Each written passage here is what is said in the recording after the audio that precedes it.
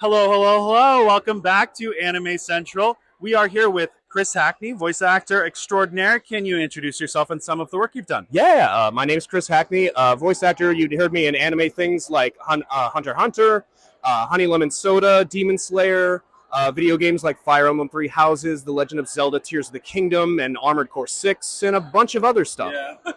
Did you mind Storytime Stranger? Oh my god. Oh yeah, I'm Plutomon and Omnimon X as well. Yeah. And half of regular Omnimon, because I think it's Kyle Abear and me both together. Yeah. Like it's like Digimon. And as well, and Angemon in the 2020 version of Digimon Adventure as well. Really? Yes. Yeah, I didn't get that far back in the list because your list is pretty extensive. Yeah, I'm very lucky. Yeah, you're working a bunch. It looks like maybe even more in video games than anime these days. Usually, I don't know how that happened, but yeah, I tend to do more video games than anime stuff. I do a ton of anime stuff too. I have some things coming up.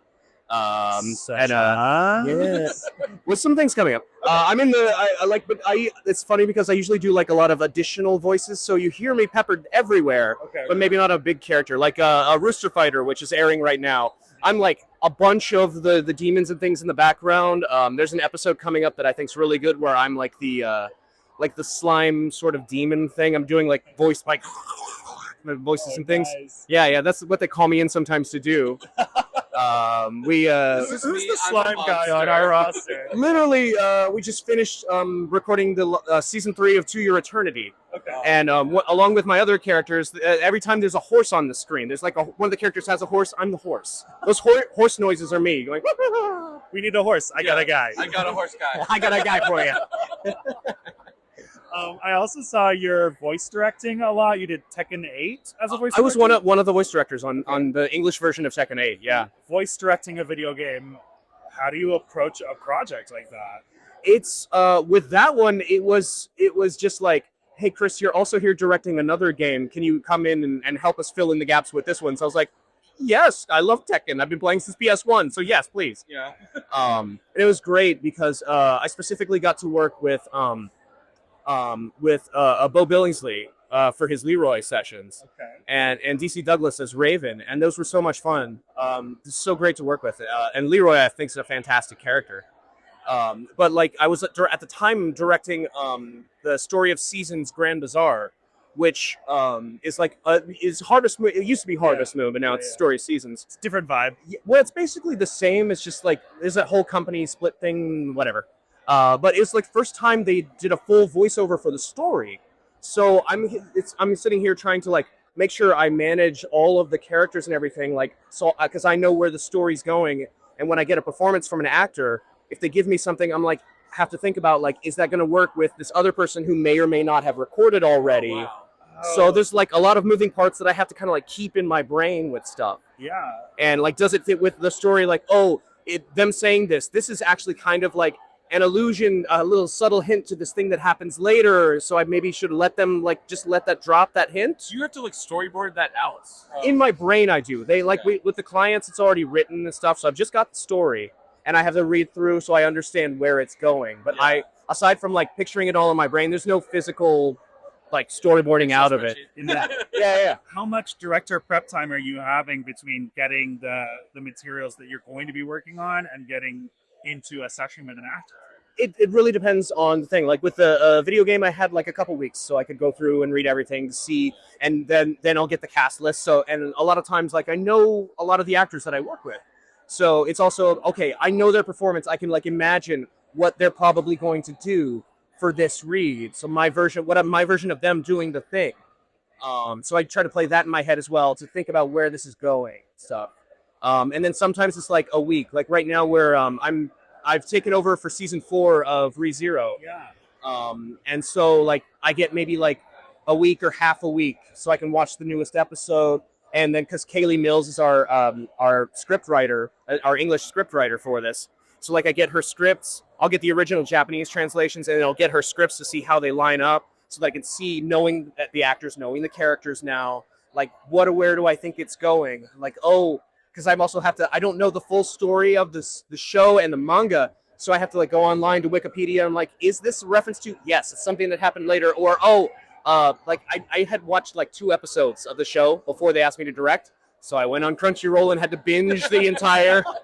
So you like did a deep lore dive? I was trying my best because I want to understand it. Because like, especially a show like that, it's also very respectable. Like a lot of people like they cliff note it. Yeah. You being like, no, I deep dove it. I still do my Cliff Notes versions of stuff, but I want to understand it because like the show and the characters are important to fans. Oh, absolutely. So I want to make sure that we're being honest and faithful and like giving the best that we can to everybody. I'm just a cog in this machine, but I'm the one who has to kind of help hook the picture together because the actor might have, like Sean Chiplock, who's Subaru, has an idea of what he's doing. And I'm like, okay, but it's actually this related to this other thing that you don't know about. So there's more of this kind of colorization into it to help like give a little nuance to the character and to what's coming up next.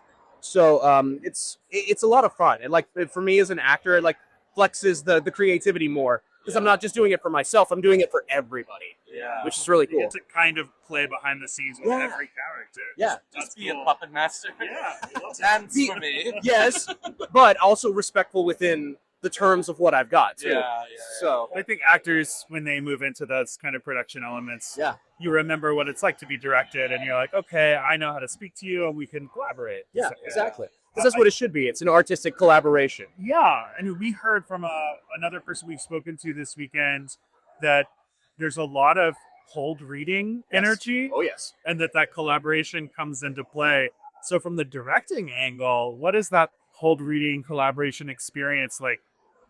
Do you have like a limit on how many takes you can get, or you're like, we got to get this in 15? I mean, sometimes, like, they'll say, oh, we only have X amount of hours. This character has X number of lines, so we have Y number of hours. We have to get that done within this time period. Oh, wow. And so that's what we've got. So I can't necessarily beat something to death as far as a line, which is why I need to do my prep to make sure. Because the actor doesn't get the script beforehand.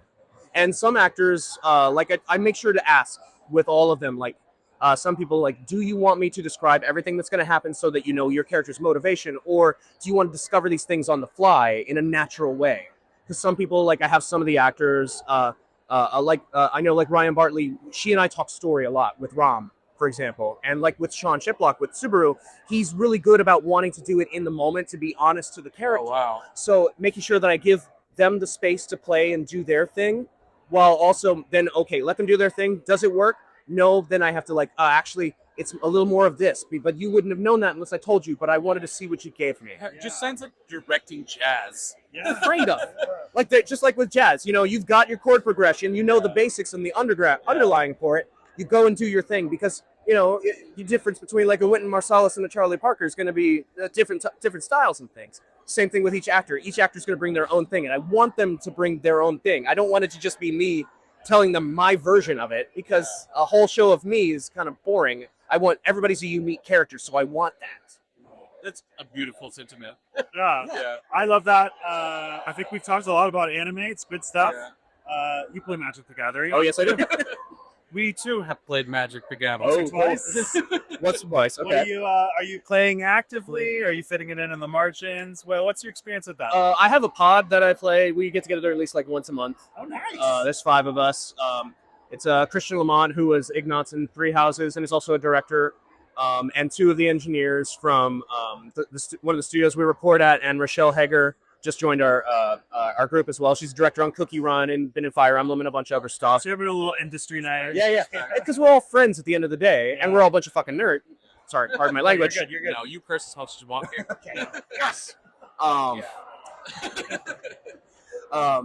But yeah, we're all nerds and we get together and play. We mostly Magic, but like Rochelle loves Lorcana, so I'm like, I love Lorcana too. But we into Lorcana now. Yeah. It's fun. It's really cool. I like it, but you need to go to more than 20 lore, because some games, like playing like a 5-10 minute game, well, that's cool. I want like a long game, which is why I love playing Commander versus like Standard or something. Because in Standard, you got your 4 cards. If you've got your combo, there's great. You've got more of a chance to be able to get your winning hand easily. Versus Commander, since you have to think of the synergy of the deck, since you've only got one of each thing in there. It's definitely a blue player. Look, just because I just built a mono blue deck, all right, doesn't mean anything.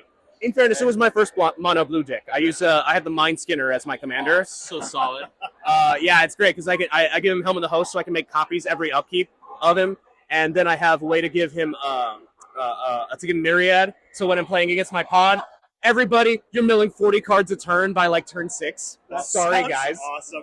I'm We a could sucker talk about for Magic Zelda. for like This 2 is more great. hours, but we're out of time. But thank you so much. course. This is Absolutely. awesome. Thank you guys so much for having me.